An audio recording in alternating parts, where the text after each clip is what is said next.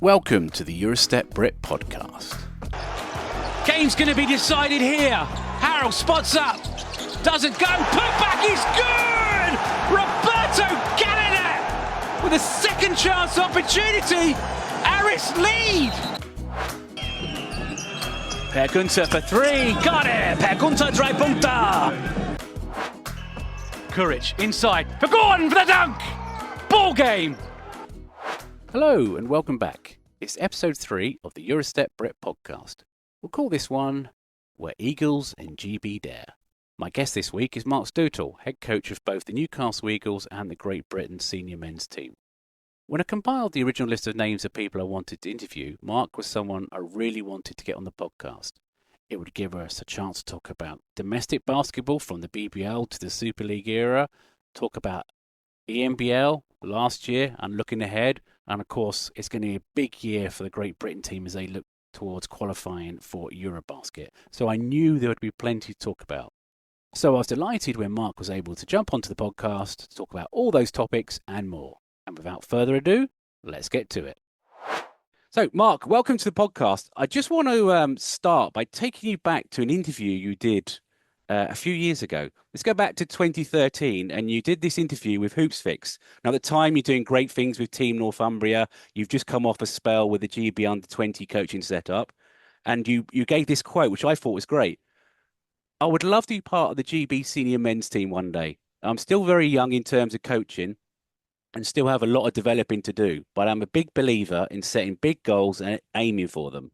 Some people do not want to openly say that they are hoping for a position, but I am happy to. Being involved with the GB seniors one day would be the biggest honour in my career and a dream come true.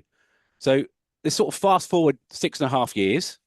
It's the February 2020 window, and you've been with the GB setup, and you get the call to lead the team in Nate Rankin's absence. What do you remember of that time? Yeah, it felt exceptionally fast, Niall. It felt like everything was moving really, really fast. I think it was an incredible honour, but I guess with the time frame, I didn't have much chance to kind of ponder on that. I probably took about 24 hours after getting the call to think about what was best for the program. Kind of being aware of probably where I was and what I thought I could help with and what my strengths were and what, I guess, some areas that I also, wanted to develop upon. So, it took about 24 hours to reflect and then kind of took a leap of faith and absolutely went into the unknown. I'm really, I like to think that I am reflective by nature and I do,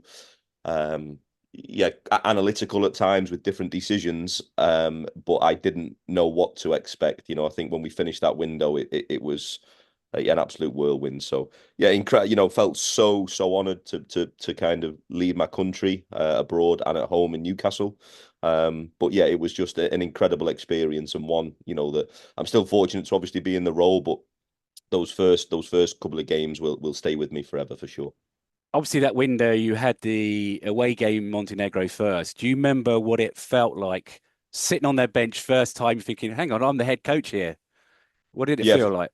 Yeah, it was the national anthem, when the national anthem was playing, and we're kind of underneath about 4,500 Montenegrins who are, making the place exceptionally hostile. A couple of flares went off. The legend that is Mansour Ahmed sent me, I've actually got one of the canvases up in my house that he'd sent me, and it's the team picture just before the anthem with all of like the Montenegrin ultras just behind, and that I remember feeling the emotions at that point, and then after that it was wanting to get the ball thrown up.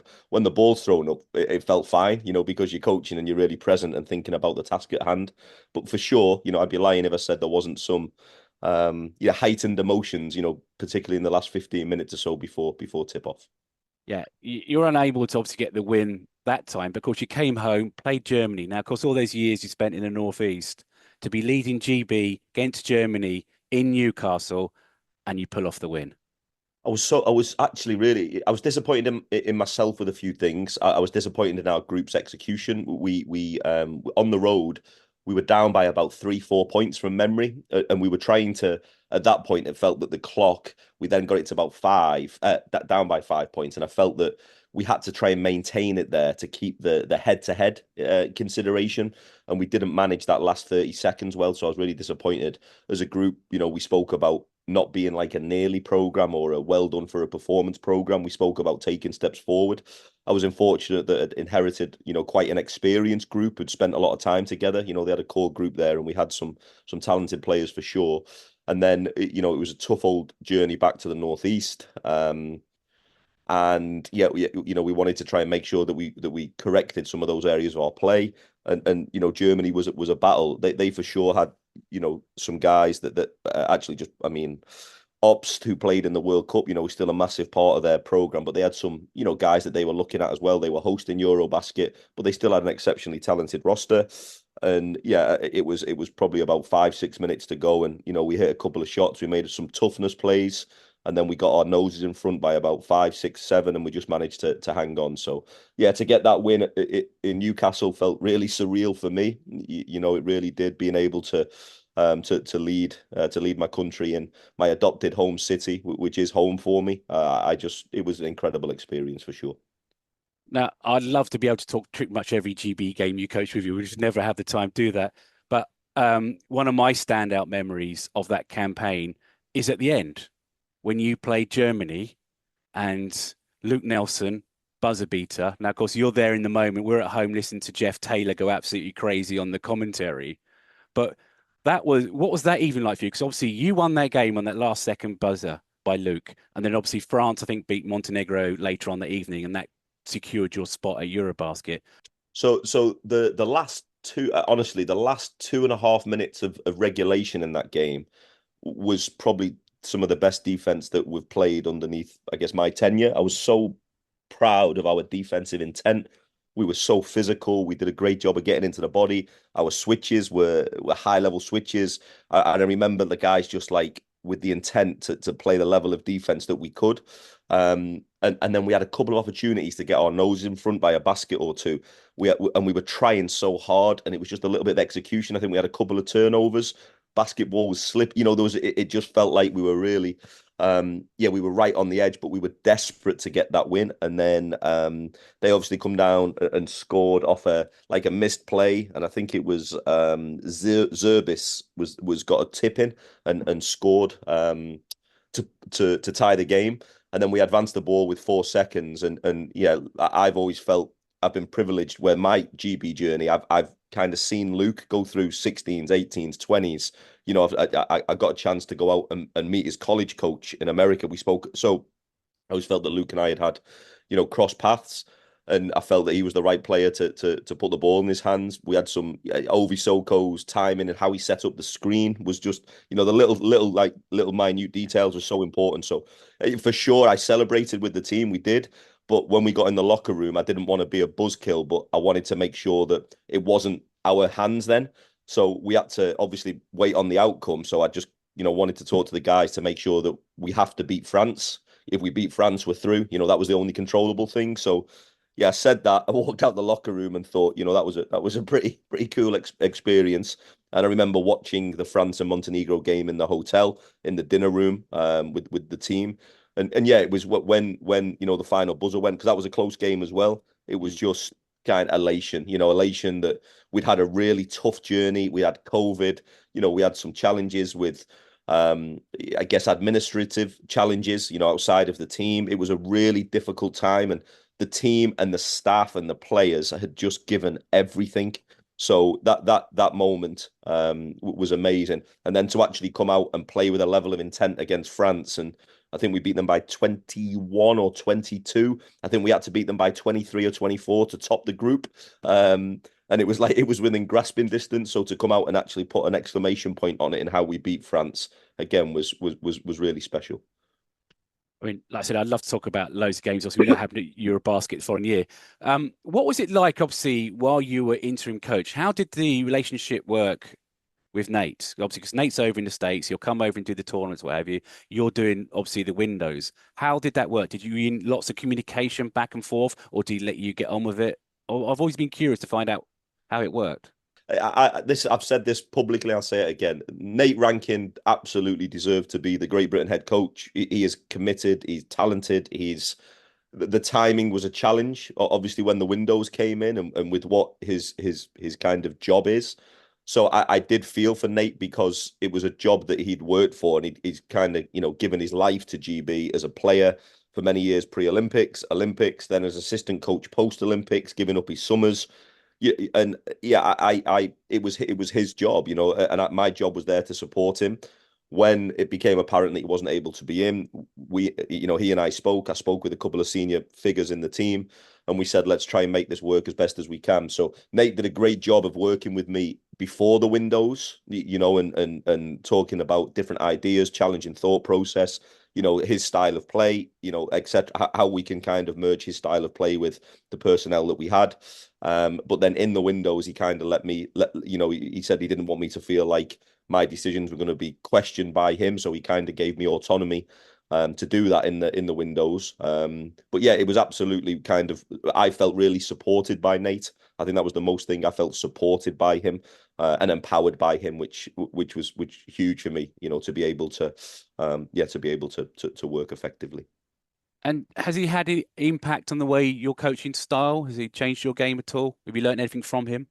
Yeah, I think every good coach in the world, will try and observe and look and learn and try and think about things that you can put into your practice. I talk a lot about this when I do a lot of coach development work, about understanding what the needs of your practice are and what the needs of your domain are and how you can do that. But for sure, there's absolutely some tactical things that I felt fortunate when I was Nate's assistant. I really liked a couple of really, intricate tactical things that he did, and I use them kind of in my day-to-day coaching now for sure.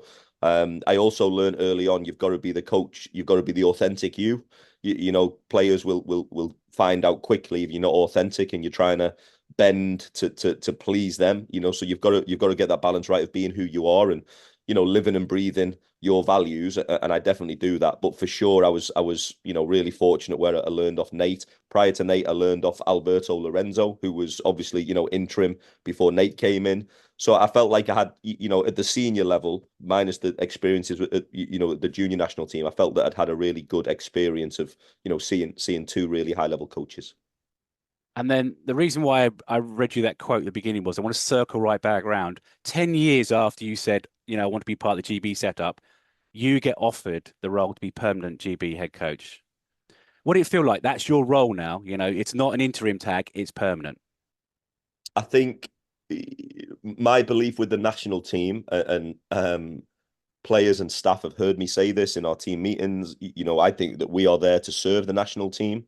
And my approach to it is, particularly with the players, I always thank them for their commitment because, at times their bodies are sore, they're away from home. We get these little windows in the season, and it'd be easy for them to take a few days rest, maybe that the club are giving them, and they still come. So I thank them for the commitment, but I also want them to understand the honour and the responsibility that we all have.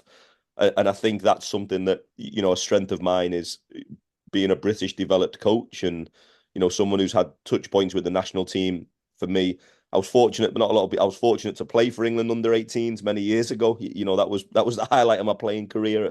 And then, move on, kind of coaching England 15s, 16s, 18s, 20s, and seniors. I'm exceptionally proud of my journey. I've put an incredible amount of work in, and I've sacrificed an awful lot to make sure that I'm available. So yeah, being offered it on a permanent basis, if you will, was another proud moment. But everything for me is now about understanding what we're trying to achieve, and I don't want us to be a nearly program or a good job on competing program. I want us to consistently be at the tournaments, and with this current group and this current cycle we're in, we've set two specific goals. One relating to qualification, which is obviously the first one, and a second one for the tournament. So we're not looking past the first goal at the minute. We're in the middle of a really competitive group. November's going to be a tough window. Good opportunity to compete against Greece twice and then round it up in February. But we want to make sure that we're putting ourselves in a position to qualify. But for me personally, I feel so fortunate where the Newcastle Eagles are my club. They've been my club. They've the best part of over a decade for sure, and I get the chance to lead my club in my city. and I've shown my, how patriotic I am and how much I want to be involved with the national team. So I feel very fortunate that I hold both of those positions, and for sure, really, really proud moments for me. And then we can't finish on GB, obviously, by talking about the next window. Obviously, you got Czechia and Netherlands again next year, but obviously this one coming up, Greece home and away. That's two very tough games against, as you said, one of the great teams. Yeah, I mean, and another moment that we had, I won't go into depth, but obviously when we beat Greece at home in the World Cup qualifiers, again back in Newcastle, that was another really special moment for me. My son was actually in hospital that week, and I was trying to. And game day, I was actually. I mean, he was fine. It was something viral, but he was actually quite ill, and he ended up getting the treatment he needed, which was fine. But literally, probably 2.5 hours before tip off, I was in hospital with my son, and Andreas Kapoulas was on high alert as to whether he was going to be the head coach, which would have been ironic, coaching against Greece. Yeah, but I think it was everything. I think sometimes we forget players, coaches, staff are people. That we have lives going on, and we're trying to balance that. So, but being able to get there and pre-game, I was obviously everything felt a bit rushed for me. And I remember, I won't name a couple of senior players, kind of put their arm around me and put their arm around me and said, "I hope he's okay." And coach, we've got this. And then we came out and half time we were struggling. I think we were down 13-14. And then in the second half, we just chipped away and played dogged, played resilient, displayed some toughness. Teddy Oki-Rafor, I believe his 50th or his 51st cap consecutively in a country where he'd played a lot, and they just didn't respect him as a shooter. I think he had 15 points. He had maybe 3 or 4 threes in the third. Tariq Phillip defensively. Ashley Hamilton came off the bench and gave us a spark. It was a really, really solid performance. And yeah, so I think that was the first time we beat them in 37 years. So again, for me, I want our group to take confidence from that. The windows, for sure, when a country like Greece won't have Yanis, it definitely provides more opportunity for countries like ourselves. So at the minute, we've got to make sure that, we're trying to get our strongest roster available. We had a really purposeful summer camp this year, which was great.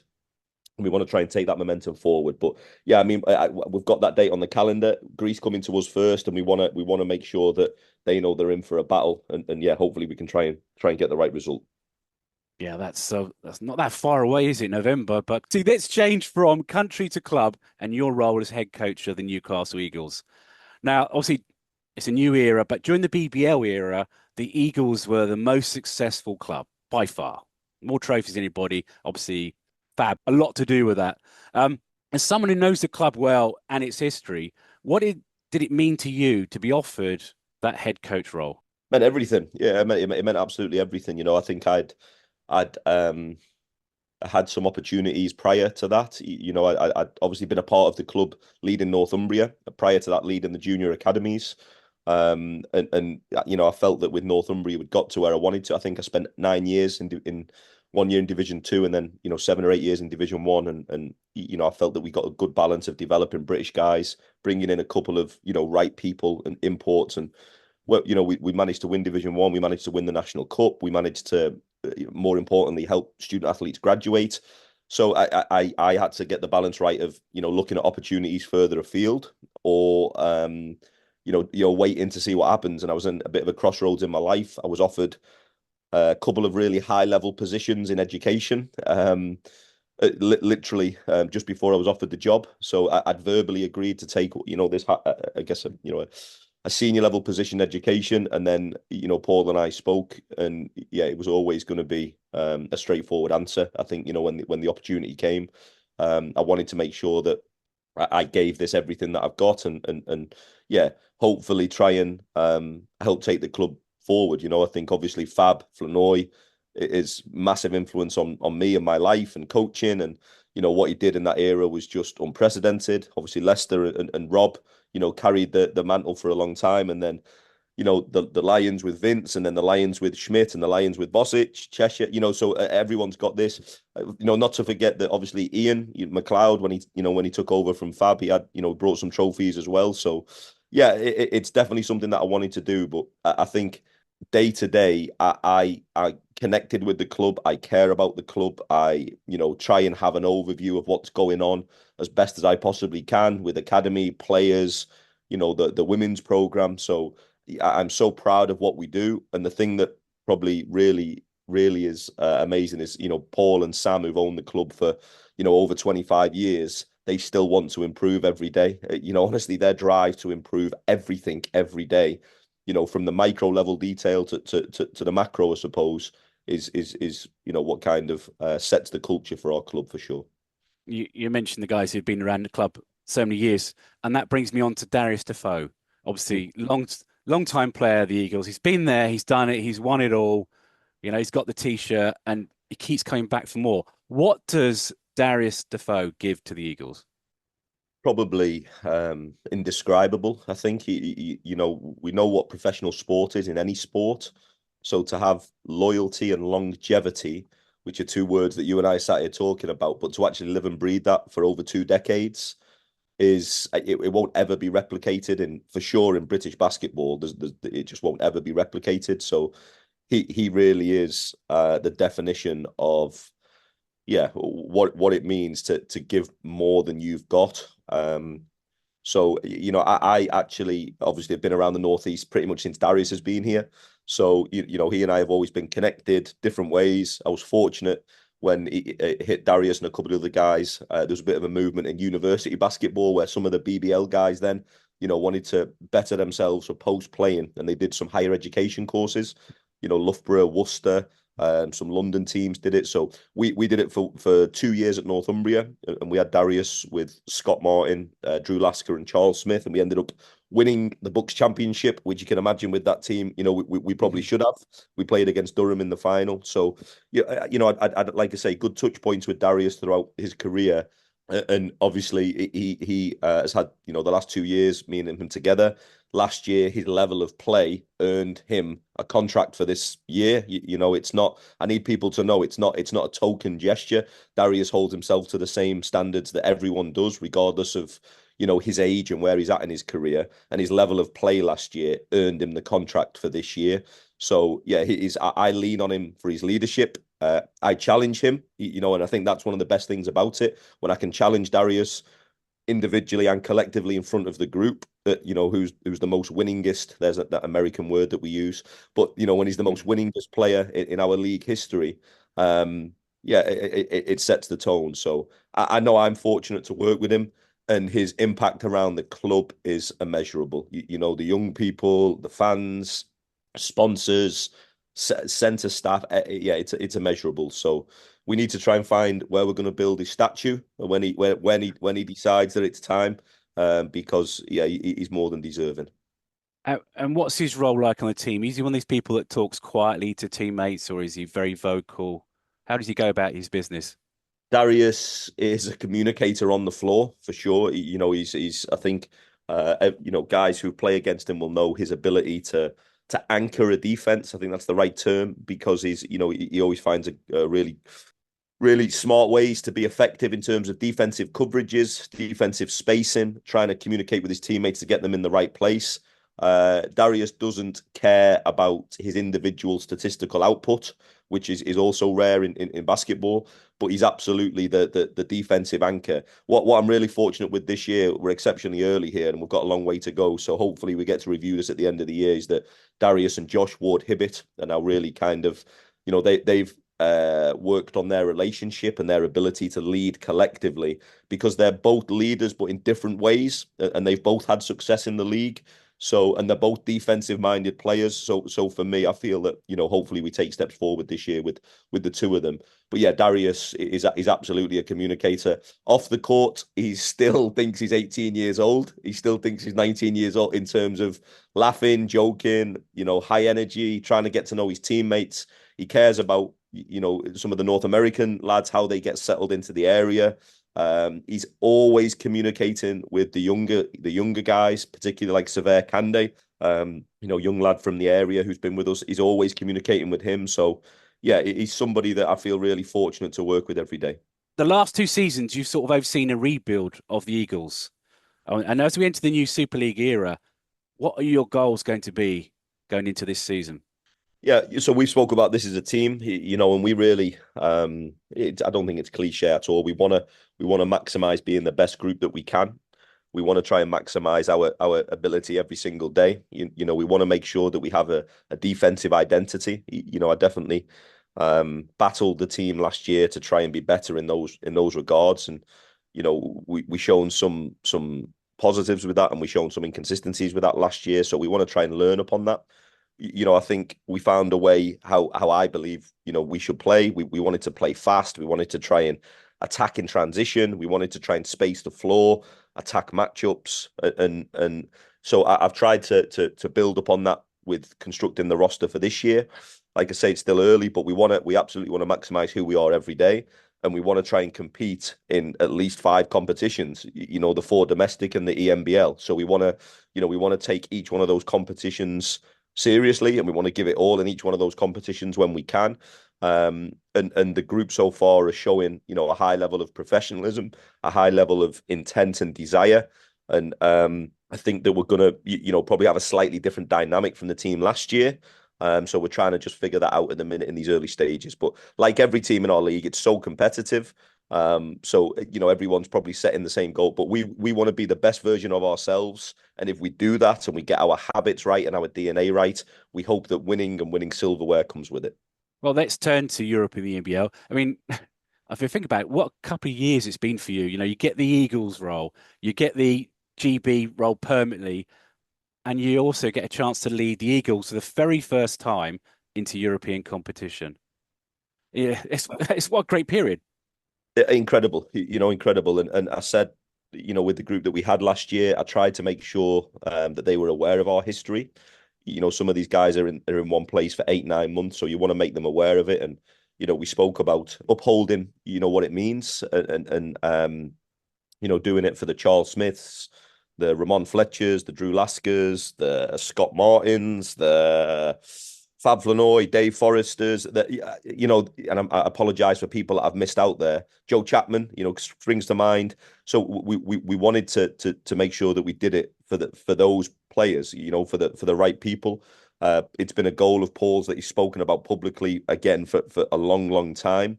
We had the first win at home against Basket Brno.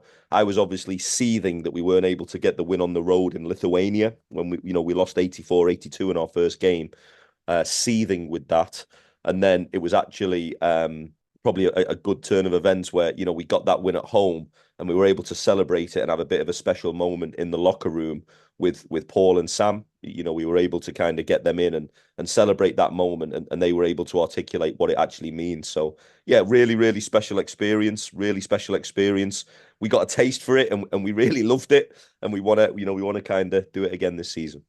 That defeat in Lithuania, I wasn't going to try and ask you about it if I could help it, but you brought it up. But obviously you go to the playoffs like Bristol did as well, and you came so close to beating the eventual champions.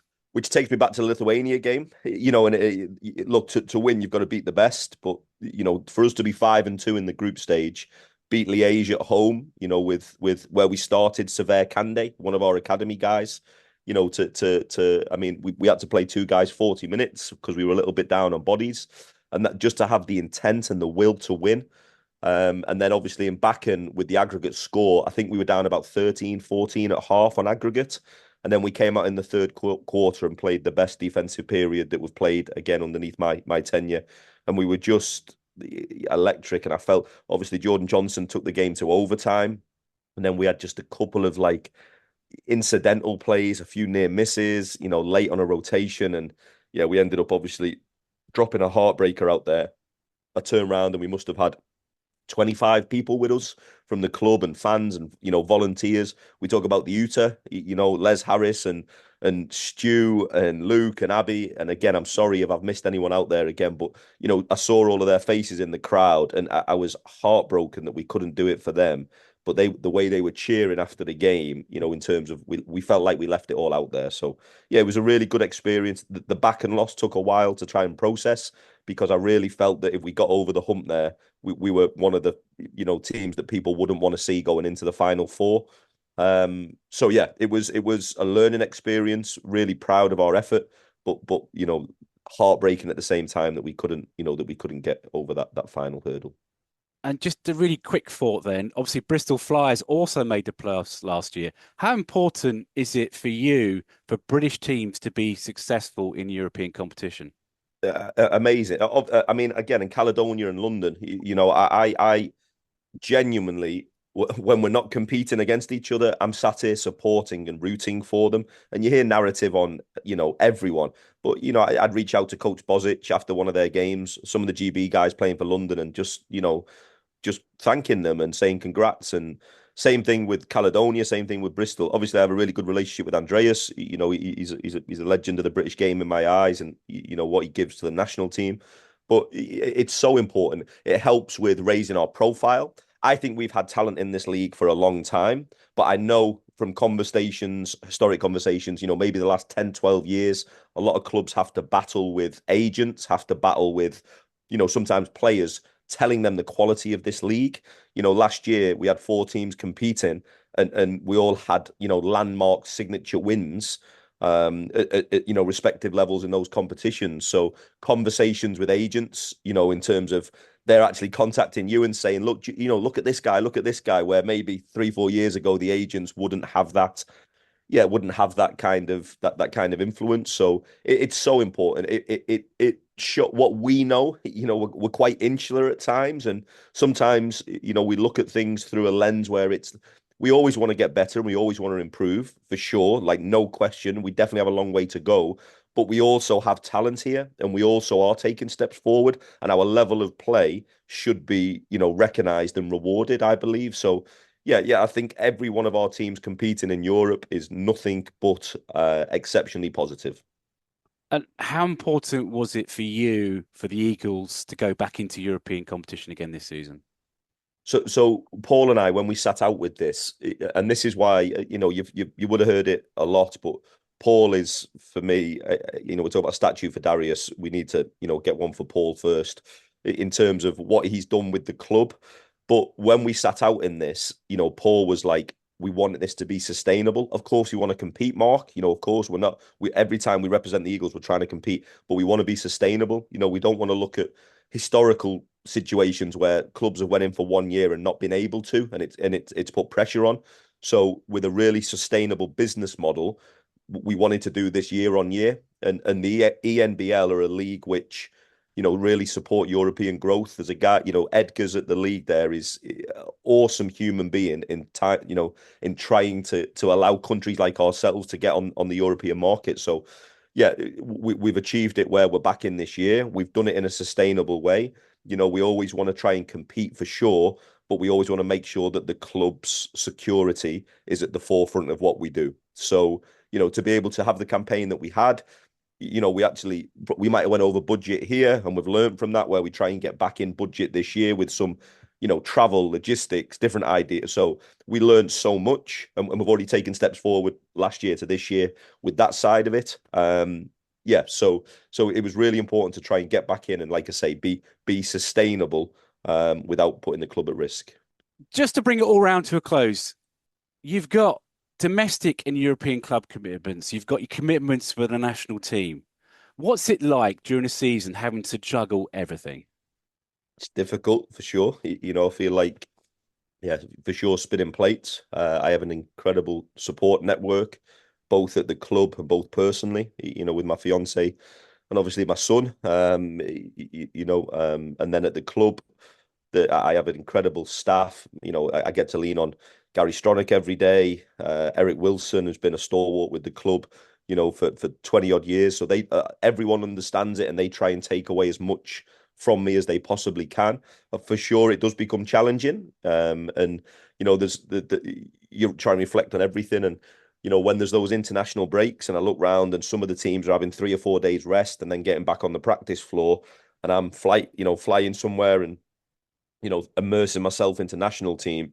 But that, for me, honestly, it always, I come out of the national team like always re-energized. Not the fact that I haven't got energy when I get there, but I'm always re-energized from it, because of what people commit to it and what they give to it. And I talk about this a lot. It's pure. National team basketball is pure. It's probably the only thing that is pure when you're a senior player, because you're competing for something that's bigger than yourselves. The primary goal isn't contracts, finance. If that is a secondary situation, great. But the primary goal is representing your country. So I always feel energized from that. And then I come back to the club, and every day I walk into our building. We've got these visuals on the wall, what it means to be an Eagle. And I ask the players just to kind of think about those words daily. So yeah, for me, it's challenging for sure. It is. I don't know how much I can. I don't think I can do this for the next 5 to 8 to 10 years in terms of national team and club. But, for the minute, I am absolutely loving every second of it. I feel like I'm giving all I can, along with a really talented and committed staff. And we want to try and make sure that we leave the national team in a better place than we found it. And I'm desperate, and I mean desperate, to bring success, and back to Newcastle. We have the most loyal fan base. We have people who come out every week. They fill our arena. They, spend their hard-earned money. They support the team. I am desperate, for them to get to experience really good moments through supporting our club for sure. Well, if we round back to the very beginning, I'm not going to put you on the spot and ask you where you want to be in the next 10 years, but I just want to wish you all the best for this season. It's promised to be a fantastic campaign for you. Obviously, the Super League, the ENBL, and obviously, hopefully, great success with the GB team. And I'd like to say thank you so much for joining us on the podcast today. Absolute pleasure. Thank you so much. Like I say, I've listened to the episode with Vince, thought it was great. I will listen to Andreas's one, but yeah, for sure. Thank you for having me. Absolute pleasure. And keep up the good work. This is amazing. More things like this for British basketball. So thank you. My thanks to Marc Steutel for joining me on the podcast today. That about wraps it up for this episode. If you've made it this far, just a little heads up. We might have a special little bonus episode for you early next week, but can't share the details. I don't know if it's going to come off yet, but of course, if you've already subscribed to the podcast, you'll know as soon as it drops. And I think that's it. So once again, thank you for all your support. Really do appreciate it. If you can like, share, rate the podcast, it all helps. Until next time, my name's Niall Gray. Thanks for listening. You've been listening to the Eurostep Brit podcast, a Hoops and Hockey production.